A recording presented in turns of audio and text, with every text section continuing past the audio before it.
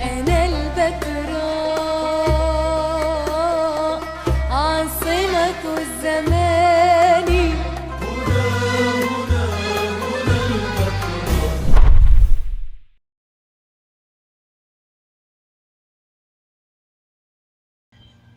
بدنا نبدأ أمسيتنا الشعرية بأحد جنود جمعية أشتار.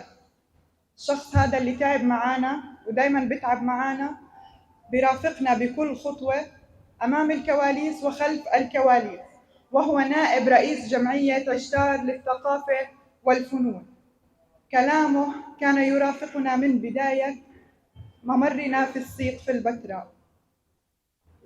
مشى معنا بكلامه، خفف عنا. كلامه كان مريح للقلب وللأذهان. نرحب معا بشاعر الغزل اللطيف الملتزم، الشاعر قيس الزعبي.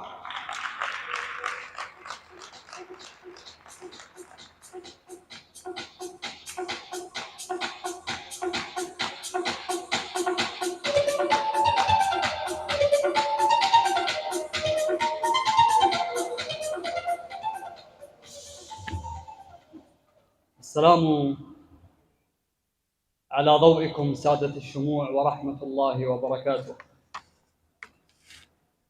أجدد الترحيب بضيوف عشتار المبدعين.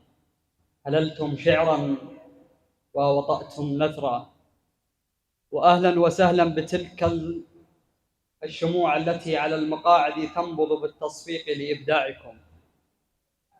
سادة الحضور، قبل خروجي إلى المهرجان قال لي والدي: دع الشعر يا ولدي لحين الوقوف على المنصة، وكن خير مستضيف لكل من حطت قدمه داخل المهرجان. فاسمحوا لي في هذه الدقائق أن أكون شاعرا، وبعدها سأعود إلى خدمتكم.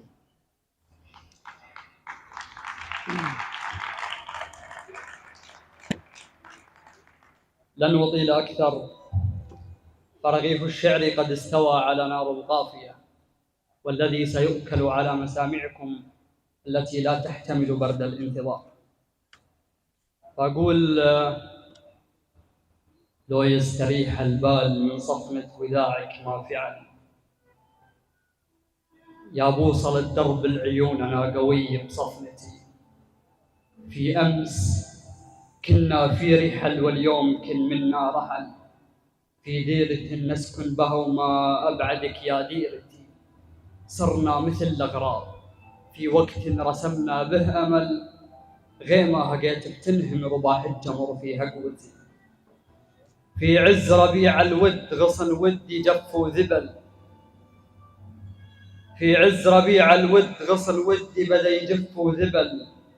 المشكلة مو بالزرع، المشكلة في ثمرتي.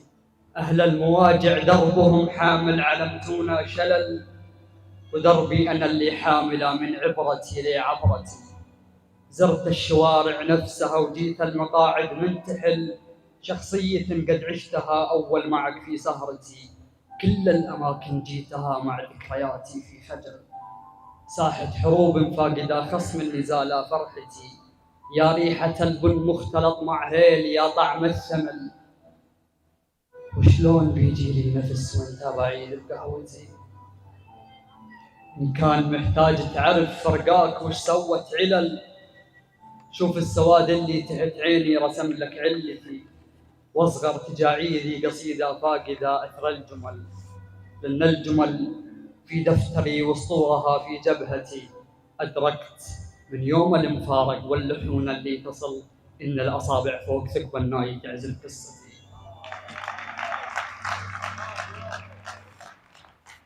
أدركت من يوم المفارق واللحون اللي تصل إن الأصابع فوق ثقب الناي تعزف قصتي. تناغمت أرواحنا وأجسادنا في مقتحل، واصغر ظروف فرقتنا وضيعت لي هيبتي. ما زلت في برد الجفا واقف لجل لحظة وصل، وإن ما وصلت بذمتك كل التعب في وقفتي.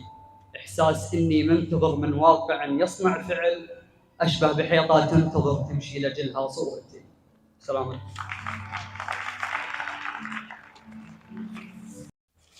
يقول يا فوضوية في الحضور وفي الجمال الإنثوي، تبعثري كل الشوارع والمدينة راضية، من مصغرك كلك جرايم والسبب جدا قوي، ليه بعيونك تقتلي من شاف عينك ثانية، وليه بشموخك ماشية وفي رفعة الحاجب لوي، وليه العطور الفايحة وصفت الشعر متساوية، استقبلي كل القصايد شاعرك ما ينغوي، إلا في جمالك انغوى وغارق معك في زاوية. استقبلي كل القصايد شاعرك ما ينغوي، إلا في جمالك انغوى وغارق معك في زاوية. تكلمي محتاج أشرد في سموك وانزوي، واهجر ضجيج الكون واسكن في ملامح هادية. تناثرت مثل السحب شامات من كحل ضوي، كانها نجوم الليل سهرت حول ثغرك ضاوية. اطمني من شاف وجهك والسكينة يرتوي، يا ساحرة شدة لقى خدك نبوع صافية. مرايتك بس علميني كيف قدرت تحتوي جمعك وانا اهتزيت من نظرة خجل متناحية.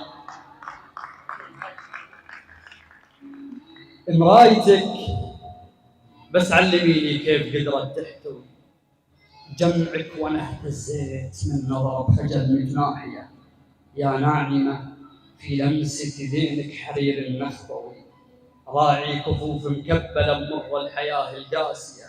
أنت العجايب كلها ونكشة تفاصيلك سوي، وأنت حضارة عمرها يومين وامسك عالية. عطرك رواية نصها بس يحتوى ما ينروي، لأن أكثر القراء تجدب في النصوص الراقية. لو مزهرت أرض البساتين وغدا زرع ذوي، أنت كفيلة تورديها لو مشيتي حافية. لو مزهرت أرض البساتين وغدا زرع ذوي، أنت كفيلة تورديها لو مشيتي حافية.